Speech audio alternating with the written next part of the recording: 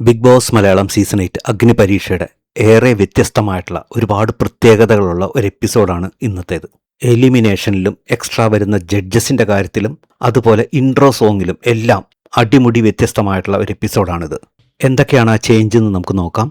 അതിനു മുമ്പ് ഈ വീഡിയോസ് എല്ലാം നിങ്ങൾ കാണുകയും ഈ ചാനൽ സബ്സ്ക്രൈബ് ചെയ്യാൻ വിട്ടുപോവുകയും ചെയ്ത ഒരു വ്യക്തിയാണ് നിങ്ങളെങ്കിൽ ഈ ചാനൽ കൂടി ഒന്ന് സബ്സ്ക്രൈബ് ചെയ്ത് സപ്പോർട്ട് ചെയ്യുക. നേരെ നമുക്ക് കാര്യത്തിലേക്ക് കടക്കാം.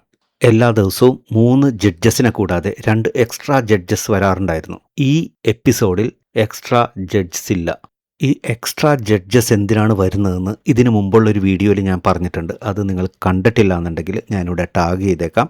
നിങ്ങളത് കണ്ടു നോക്കുക. അപ്പോൾ ഞാൻ പറഞ്ഞ കാര്യങ്ങൾ ശരിയായിരുന്നു എന്ന് നിങ്ങൾക്ക് മനസ്സിലാകും. ഈ എക്സ്ട്രാ വരുന്ന ജഡ്ജസ് എലിമിനേഷനുമായി ബന്ധപ്പെട്ടാണ് വരാറുള്ളത്. ഇത്തവണ എലിമിനേഷൻ ഇല്ല എന്ന് വ്യക്തമായിരിക്കുന്നു. ഇപ്പോൾ ബാക്കിയുള്ള ഈ 12 പേരെ കുറച്ച് സ്ലോ പ്രൊസീജിയറിലൂടെ കൂടിയായിരിക്കും എലിമിനേറ്റ് ചെയ്യാൻ ഉദ്ദേശിക്കുന്നത്. അതിൽ ആദ്യത്തെ ഒരു പ്രധാനപ്പെട്ട കാര്യം എന്ന് പറഞ്ഞാൽ വോട്ടിംഗ് ആണ്. യൂസർ വോട്ടിംഗ് ആക്ടിവേറ്റ് ചെയ്തിട്ടുണ്ട്. ഇനി മൂന്നാമത്തെ കാര്യം, മെയിൻ ചേഞ്ച് എന്താണെന്ന് വെച്ച് കഴിഞ്ഞാൽ ആദ്യത്തെ ഇൻട്രോ സോങ്ങിൽ സാധാരണ റെനീഷ മാത്രമാണ് ഇൻട്രോ സോങ് ചെയ്യാറുള്ളത്.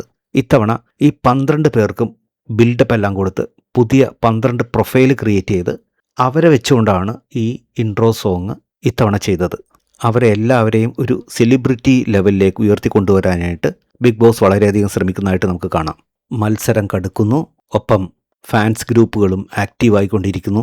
ഇവിടെ എടുത്തു പറയേണ്ട ഒരു കാര്യം, എല്ലാ ആളുകൾക്കും ഫാൻസ് ഗ്രൂപ്പുകളെല്ലാം ആയി കഴിഞ്ഞിരിക്കുന്നു. അത് കോർഡിനേറ്റ് ചെയ്ത് വോട്ടിംഗ് എല്ലാം നടക്കുന്നുണ്ട്. PR ഗ്രൂപ്പും സജീവമായിരിക്കുന്നു. അഗ്നിപരീക്ഷ കുറച്ചുകൂടി ഇൻട്രസ്റ്റിംഗ് ആയിട്ടുള്ളൊരു മോഡിലേക്ക് മാറിക്കൊണ്ടിരിക്കുന്നു. ബിഗ് ബോസ് ഫാൻസായ നിങ്ങളെല്ലാവരും അഗ്നിപരീക്ഷയും ഏറ്റെടുത്തു എന്നറിയുന്നതിൽ ഒരുപാട് സന്തോഷമുണ്ട്. നിങ്ങളുടെ അഭിപ്രായങ്ങളും നിർദ്ദേശങ്ങളും കമൻറ്റായിട്ട് രേഖപ്പെടുത്തൂ. നമുക്ക് ഡിസ്കസ് ചെയ്യാം. പുതിയൊരു വീഡിയോയുമായിട്ട് നമുക്ക് വീണ്ടും കാണാം. അതുവരെ ബൈ ബൈ.